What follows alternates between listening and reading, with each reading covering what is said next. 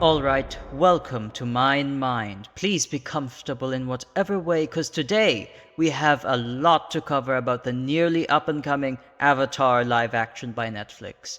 So, before the season releases literally about a day from now, I want to share my final thoughts on what we have seen so far.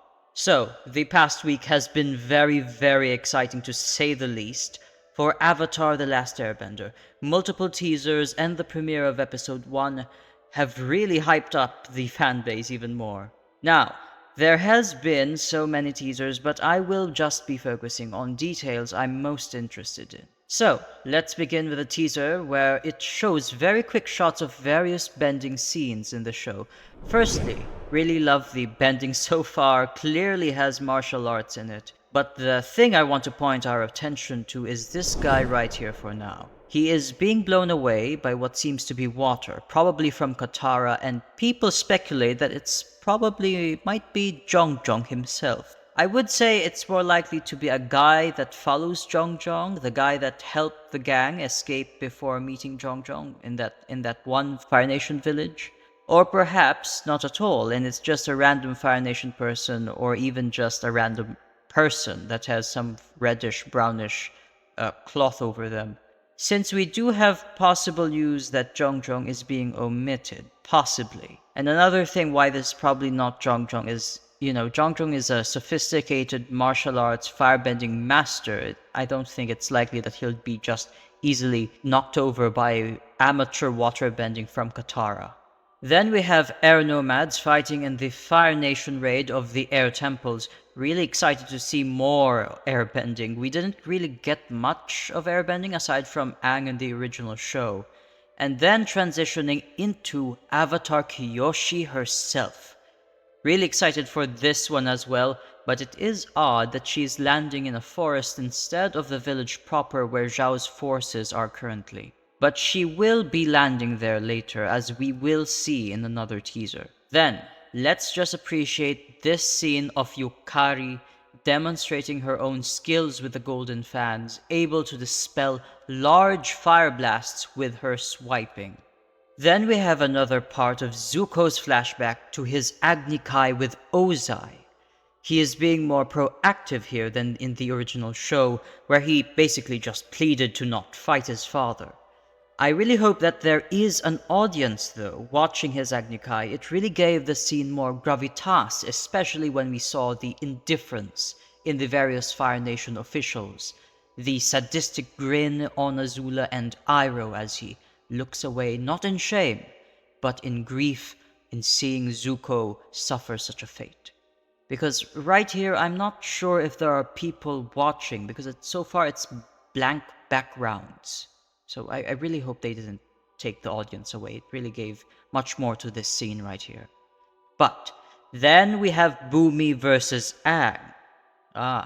We will see more of them later actually, so stay tuned for my analysis of their bending. But we then see Gyatso. Yes, Gyatso again, my man. Oh, I'm so excited actually for this fight scene with Gyatso. Gyatso will finally show us how he took down all those Sozan Comet firebenders. Now, the next teaser doesn't really show much, but there is a particular scene of interest right here. Showing Zuko's dedication to hunting the Avatar, he has also apparently collected relics of various past avatars.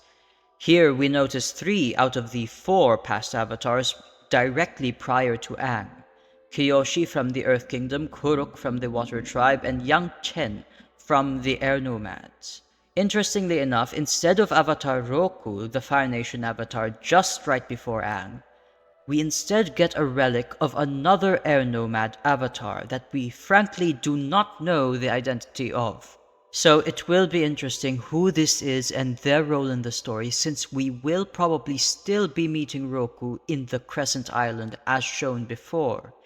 But aside from that, this is basically an intro into Zuko's motivations and the nature of the Avatar cycle, which is inspired by Hindu and Buddhist reincarnation concepts.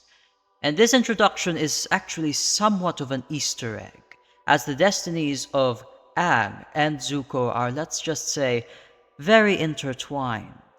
Now moving on, this one is so exciting. We see the gates of Omashu opening, and the only critique I really have is that the earthbending doesn't really translate well here. Too smooth and stale, it lacks the rough and sudden powerful and tense stances that gives earthbending that gravitas and life to it. And to be honest, it really just doesn't translate to the opening of the gates, the stances and the movements of these two right there.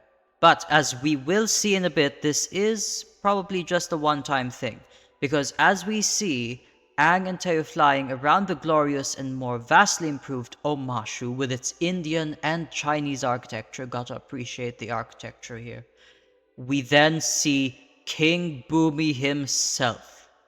And just like his city, he is indeed improved. He is adorned with jewelry and more sophisticated clothing, which is fitting for a king. Nice how they really are going hard on the cultural inspiration.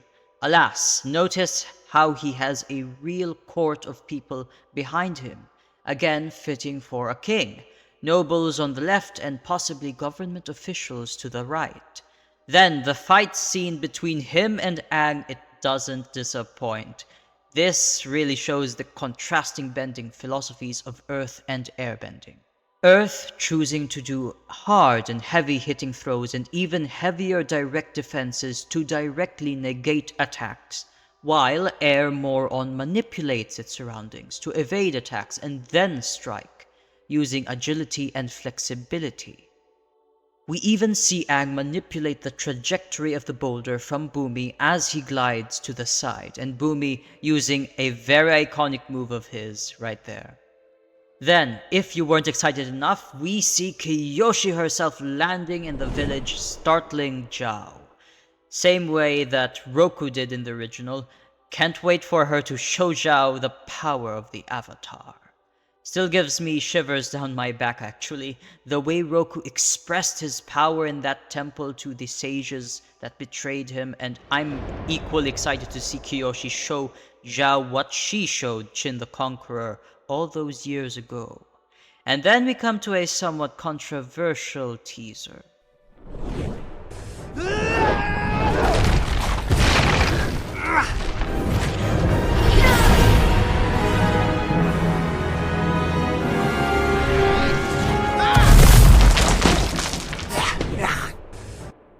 Alright, I personally think the bending was actually pretty well done. Let's analyze this. So the style is quite solid for earthbending actually, and a stark stomp, and then the sudden hand movements that convey stress and effort are very appropriate actually.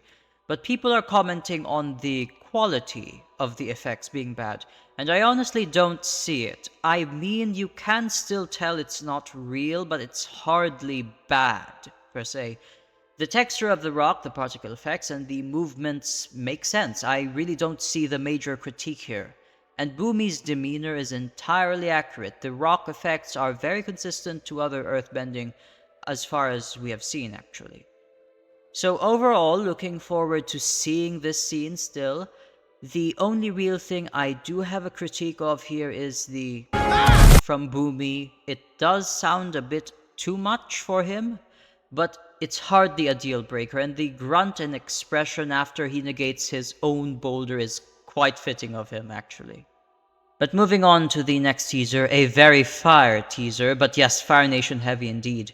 First, we see what seems to be an attempted coup against Ozai by some Fire Nation citizens that seem to not be firebenders, maybe farmers actually. Really like how they are really going with that Thai aesthetic for the Fire Nation. But then we see a possibly dark scene because it seems Ozai just burned these people alive. So the guards were actually a bit extra since Ozai and Azula could have definitely handled themselves. Though interestingly, Ozai prefaces his war on the world as being necessary to truly achieve some form of peace. I don't know if he actually believes this or he is just really saying this for rhetoric. Who knows, they might make him more sympathetic here rather than just absolute maniacal evil. Then we again get confirmation that Aang is indeed going to go to Roku's temple. And then we see a nice banner portrait of Ozai. Every Fire Lord has one, but more importantly, we see the Fire Sages. So Aang is definitely going to try and beat Roku at least. But it indeed seems like they changed this, as he is interestingly going alone and not on Appa with the others. Now how and even if he is successful in meeting Roku is really up in the air, cause in the original, Sokka had a hand in helping Aang get through the metal gate of Roku's chamber. Then, some more scenes, we see Azula having orange-yellow flames, not her signature blue. This means we might get to see how she developed the blue flames, and what an arc that might be. Well, that will be an exciting arc indeed to see. Then we see Zuko fighting during the killing of the moon in the Siege of the North.